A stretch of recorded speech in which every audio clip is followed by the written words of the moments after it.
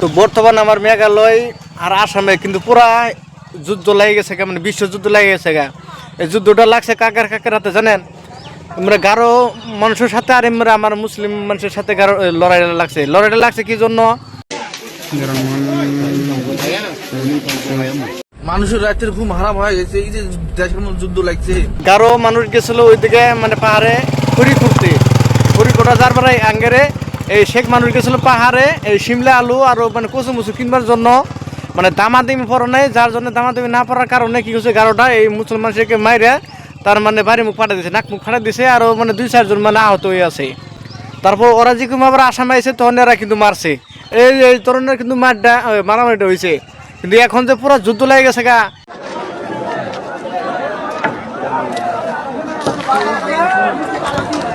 ইমারা বাজার বাজার ঝলাই মালাই দিয়ে কিন্তু একবার শেষ করা লাগছে। তো বাজারের দৃশ্যটা দেখাই আপনাদের সব দেখেন, কিন্তু ভিডিওটা টান দিয়ে না সম্পূর্ণ ভিডিওটা দেখেন। তো সিভিল এরিয়ার মধ্যে পুরো ফায়ারিং চলবে লিখছে, মানুষের জীবন বাঁচাতে খরচ দেওয়া তোমরা অল্প দেখেন সবাইকে। তো দেখেন, আর এই ধরনের যদি ভিডিও বাঁচে তাহলে লাইক শেয়ার করে কমেন্ট করে জানাই যাবেন, আর শেয়ার করে যাবেন দর্শক ভাইরা।